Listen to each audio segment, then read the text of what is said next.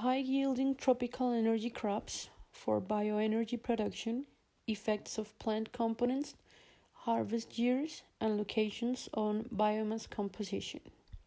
Introduction. Due to environmental, economic, and energy security issues associated with heavy reliance on fossil fuels, there have been significant research and development efforts to develop clean and renewable energy technologies. Currently, biofuels are the major renewable transportation fuel, accounting for 4% liters of global road transportation in 2015. Current biofuel production relies mostly the first generation feedstock like corn, sugarcane, molasses, soybean, and rapeseed.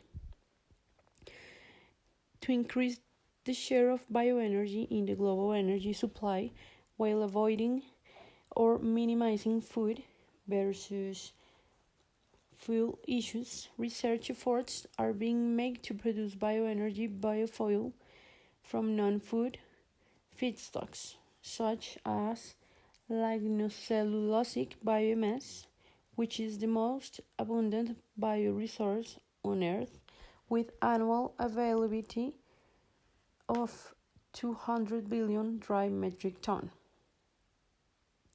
Among lignocellulosic feedstock, perennial energy crop such as Napier grass and energy cane have attracted significant attention and promising feedstock for tropical and subtropical regions of the world due to three reasons.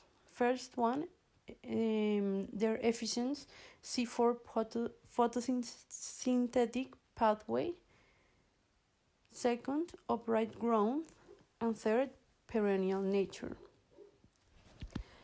The overall goal of this study was to examine the effects of locations, harvest years, and plant parts on the composition of two dedicated perennial C4 energy crops, energy cane and Napier grass, grown in Hawaii, and to propose potential conversion technology based on their biomass composition. Materials and methods. Energy crops. The energy crops samples were collected from the field trial plots on the island of Maui, Hawaii, United States of America. For this study, crop samples of energy cane and Napier grass were collected from 3 locations with elevations of 30, 305, and 915 meters above mean sea level. There were used two cultivars of each energy crop, first above energy cane and Napier grass were evaluated across all 3 elevations. At the low and middle elevations, plots contained 4 15 meters long double rows. The rows within a double row were 0.9 meters apart, and double rows were 1.8 meters apart. At the high elevation, plots containing 3 4.6 meter long double rows due to the limited field area at the experimental site. At each site, automatic data loggers recorded daily weather data, including air temperature, rainfall, and solar radiation. Crop samples were collected from all 3 elevations from 2013 through 2015. Energy cane was harvested every year in September, while Napier grass was harvested every 6 months in March and September of each year, hereafter referred to as March harvest and September harvest. Fiber composition analysis. The dried and ground biomass samples were further milled to 1 millimeter size using a standard feed processing mill. The milled biomass was analyzed for its fiber composition, including neutral detergent fiber, acid detergent fiber, and acid detergent lignin, each one using the cell wall fractionation method. A mixed biomass sample was prepared by mixing leaf and stem samples of energy cane and Napier grass, and was used as a control to monitor process variation among the batches during extraction of biomass samples. 2 bags of control samples were used in each batch of extractions. Results and discussion. The average monthly weather data for the 3 elevations for the years 2012 through 2015 are summarized in Figure 1. As you can see, the rainfall, temperature, and solar radiation varied significantly across elevation. Average monthly rainfall was highest at the highest elevation, followed by the middle and lowest elevations. Average monthly rainfall, however, was not significantly different between the highest and the middle elevations and between the middle and the lowest elevations. Average monthly solar radiation was not significantly different between the lowest and the middle elevations. Biomass composition of different plant parts. The NDF, ADF, ADL, cellulose, hemicellulose, H and H-free extractive content of the plant parts are summarized in Table 1, which are energy cane, and Table 2, Napier grass.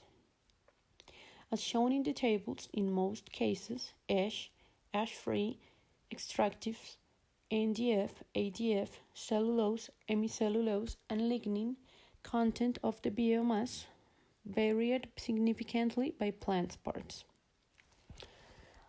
As summarized in the Table 1, the bottom leaves of energy cane had the highest NDF, ADF, and cellulose, and lowest H-free extractives content, followed by the top leaves, top stems, and bottom stems.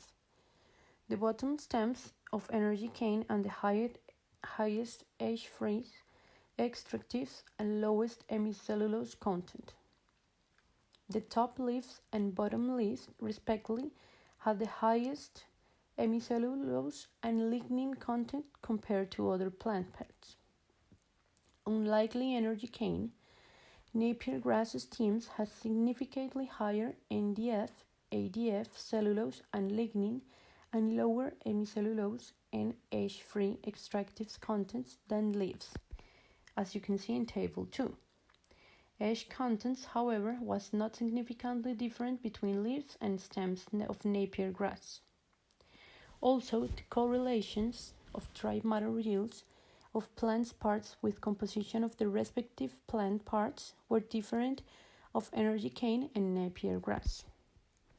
The dry matter yields of various plant parts of energy cane and Napier grass varied with elevation and years.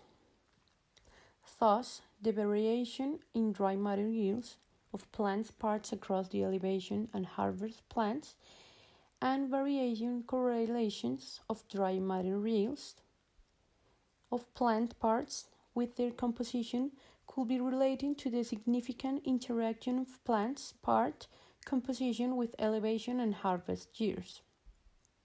In general, the lower fiber content in the bottom of the stems of energy cane is due to the substantial proportion of non-structural components present in the bottom stems of energy cane. Thus, the lower fiber content, including NDF, ADF, cellulose, and hemicellulose, in stems than in leaves of energy cane, and both stems and leaves of Napier grass is due to the higher proportion of known structural components presented in the schemes of energy cane. Effects of elevation location on biomass composition. Energy cane from the highest elevations, 915 meters, has significantly lower NDF and lignin and higher H-free extractive content. Similarly, energy cane from the highest elevations had significantly lower ADF and cellulose content compared to the lowest elevation. Similarly, in Napier grass, significant differences in ADF, hemicellulose, and cellulose content were found in the biomass from different elevations. However, differences in H-free extractives, NDF, and lignin content were not significant across elevations. Unlike energy cane, Napier grass from the higher elevation and the highest ADF and cellulose content, while the biomass from the middle elevation had the lowest cellulose content. Effects of cultivar on biomass composition. In both energy cane and Napier grass, cultivar by harvest year interaction was not significant for the parameters examined. In Napier grass, cultivar by elevations interaction was significant. At the lowest elevation, the green cultivar has significantly higher NDF content than the purple cultivar. In energy cane, cultivar by elevation interaction was significant for ADF, hemicellulose, lignin, cellulose, and H-free extractive content. Conclusions. Composition of the energy crops, which significantly affects the conversion efficiency, varied significantly over plant parts and crop type. Energy cane leaf had higher ash and fiber content than stem, while Napier grass leaf had lower fiber content than stem. Additionally, composition within crop type varied with elevation and harvest year seasons. Due to significant differences in composition between the plant parts, an individual technology is not likely to efficiently convert completely biomass into biofuels and bio-based products. However, a biorefinery integrating biochemical, anaerobic digestion, and thermochemical conversion technologies could optimize conversion and complete biomass into biofuel and bio-based products.